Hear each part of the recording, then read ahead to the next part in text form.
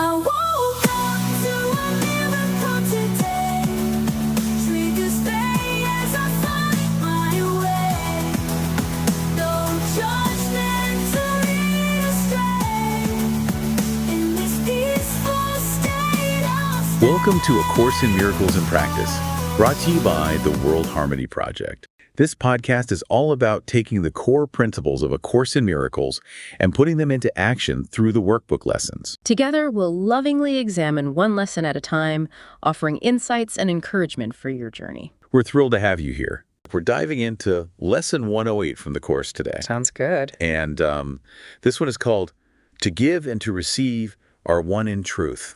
So why don't I just go ahead and read the lesson first, and then we can, kind of break it down and chat about it a little bit. Sure, sounds great. All right, to give and to receive are one in truth. Vision depends upon today's idea. The light is in it, for it reconciles all seeming opposites. And what is light except the resolution born of peace of all your conflicts and mistaken thoughts into one concept which is wholly true? Even that one will disappear, because the thought behind it will appear instead to take its place. And now we are at peace forever, for the dream is over now. True light, which makes true vision possible, is not the light the body's eyes behold. It is a state of mind which has become so unified that darkness cannot be perceived at all. And thus what is the same is seen as one, while what is not the same remains unnoticed, for it is not there.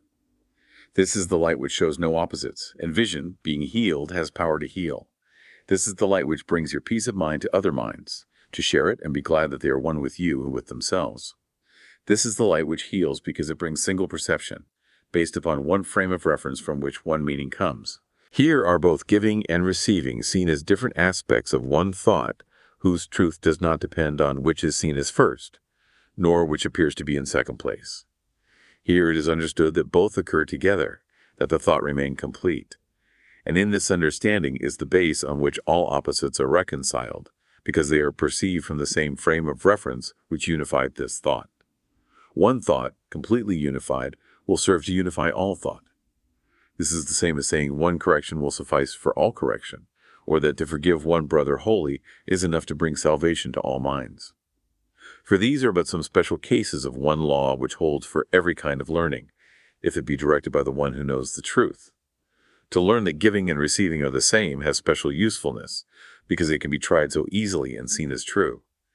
And when this special case has proved it always works in every circumstance where it is tried, the thought behind it can be generalized to other areas of doubt and double vision. And from there, it will extend and finally arrive at the one thought which underlies them all. So there we have it, Lesson 108. When the Course says giving and receiving are one, it makes you think about how we usually see them as like these totally separate things, right? Absolutely. But it's more like, think of breathing. You breathe out, you breathe in. It's one continuous flow. It's not like you can have one without the other. And maybe that's kind of how it is with giving and receiving, too. Oh, I like that analogy. Like one breath, two parts. And yeah, we tend to separate giving and receiving, but what if they're just two sides of the same coin? Exactly. And the lesson even encourages us to try it out, to see if it's true. Right. It says it can be tried so easily and seen as true. So maybe for our listeners out there, a simple experiment. Think about offering something to someone today. It could be a small act of kindness, a listening ear, or even just a genuine compliment. And then pay attention to what you feel inside, not focusing on whether they reciprocate, but just how it feels to give. Yes, and notice that feeling of being filled up when you give without expecting anything back. It's like that feeling points to the truth of this lesson, Yeah. that giving doesn't actually deplete us. It's more like it connects us to a greater source. And it challenges that whole scarcity mindset, right? The idea that there's not enough to go around. The Course is saying, no, there's abundance. Yeah. And when we give freely, we tap into that. Exactly. And it's not just about material things, it's about everything. It could be giving your time, your attention, your forgiveness. Oh, that's a good point. And speaking of forgiveness, the lesson also talks about reconciling opposites, right? Like seeing how things that appear to be completely different might actually be connected on some level. Right, like how light reconciles all seeming opposites. That reminds me of that section about conflicts, how it says the light resolves them. Yeah, and when we think about disagreements, we usually focus on the differences. But what if, instead, we try to see the common ground? Like, even in a heated argument, there might be a shared desire for understanding or a mutual need for resolution. Exactly. Like, maybe both people just want to feel heard and respected. And wouldn't that shift in perspective change the whole dynamic of the conflict? Absolutely. It's like instead of seeing the other person as an opponent, you start to see them as, well, another human being who's just trying to figure things out just like you are. And that can create so much more space for compassion and understanding. And it's not just about interpersonal conflicts, it's about those internal battles we have too. Like the lesson mentions how we often see things as opposites: success and failure, strength and weakness. But what if those are just different sides of the same coin? That's interesting. Like, what if failure is just information, feedback that helps us course correct and ultimately leads us to what we call success? Right. It's all part of the journey, right? Yes, exactly. And maybe vulnerability, which we often see as a weakness, is actually the key to building real strength and connection. And thinking about opposites in this way can really help us be less judgmental of ourselves and others. Because it's not about being perfect, it's about learning and growing. That's a really good point. And there's this part in the lesson that I find particularly fascinating. It says, one thought, completely unified, will serve to unify all thought. Yes, it's like a ripple effect, right? Yeah, like if we can shift one core belief, one fundamental perception, it can transform our whole outlook on life. And it can be as simple as choosing a thought that aligns with peace, with love, with forgiveness, and holding on to that thought, especially when things get challenging. Like a little mantra, almost. And speaking of choosing our thoughts, the lesson also talks about bringing peace into conversations.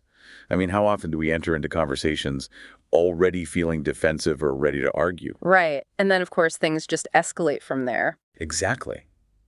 But what if, before we even start talking, we set the intention to be a bringer of peace? I mean, think about how that would change our approach, our tone, our whole energy. It would be like choosing to respond rather than react, to really listen and try to understand where the other person's coming from.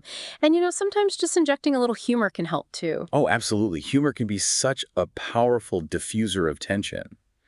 And it reminds us not to take everything so seriously. And it's interesting how this whole lesson seems to be encouraging us to try these things out, to experiment. Yeah, it's not just a bunch of abstract concepts. It's like, here, go test this out in your own life and see what happens. Right, and like you were saying earlier, start with a simple act of giving. See how it feels. Does it make you feel more connected, more abundant? Because if giving and receiving really are one, then every act of giving is also an act of receiving. And the more we give, the more we open ourselves up to receive. Exactly. And it's not about expecting something specific in return. It's about trusting that the universe or God or whatever you want to call it has your back. And that abundance flows in so many different forms. It could be unexpected support, a new opportunity, a moment of clarity. Right. And it could even be just a sense of inner peace and joy. Exactly. So at the end of the day, this episode's all about remembering that giving and receiving are not two separate things. They're two sides of the same coin. And when we start to live from that understanding, it can really transform our whole experience of life. Absolutely. So as you go about your day to day, think about this. How might consciously embracing the act of giving without any expectation of a specific return shift your perception of what you're constantly receiving in all areas of your life? All right, that's it for today. Thanks for joining us. And as always, we invite you to share any comments, questions, or experiences related to the course that this deep dive has sparked for you. You can reach us at ACIM at theworldharmonyproject.org. We'd love to hear from you. Thanks for joining us. Until next time. Take care.